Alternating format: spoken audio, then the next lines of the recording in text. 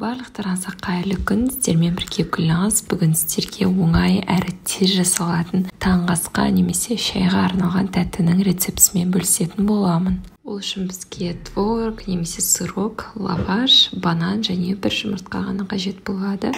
Алдымен бананымыздың сыртын аршып, тазалап, орташа қалыңдықта соломка етіп турап шығамыз.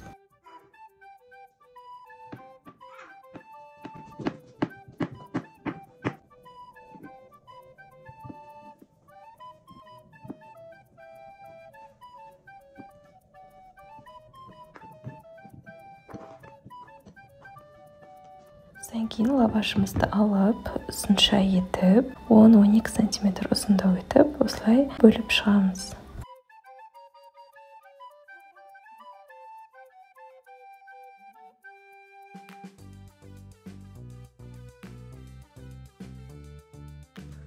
Содан кейін лавашымыздың үстіне салмамызды саламыз. Менде творог және банан. Содан кейін осы видеодағындай етіп, үш бұрыштап, салмамызды шығып кетпейтіндей етіп, жақсылап орап шығамыз. Артық жерін алып тастаймыз.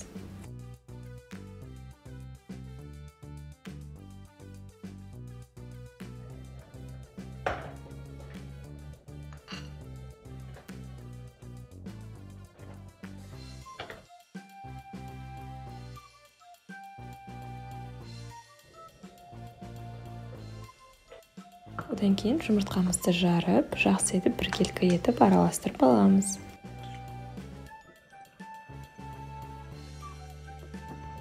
Қызып тұрған пешімізге табамызды қойып, сұйық майымызды құйып, аздап қыздыртып алып, жұмыртқамызға үшбұрыштарды аунатып, осылай майда қуыратын боламыз.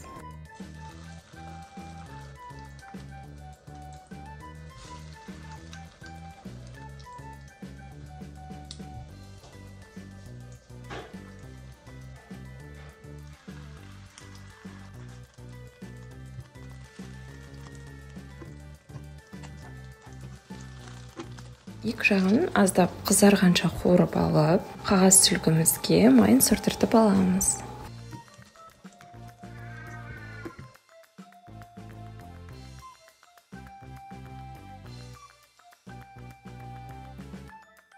Содан кейін конверттерімізді толық суытып, тоңазытқышқа жарты сағаттай жіберетін боламыз.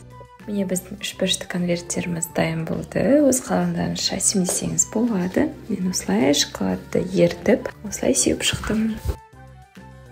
Егер сіздерге менің рецептім ұнаса, міндетті түрде жасап, каналға тіркеліп, қоңырау белгісін басып қоюды ұмытпаңыздар.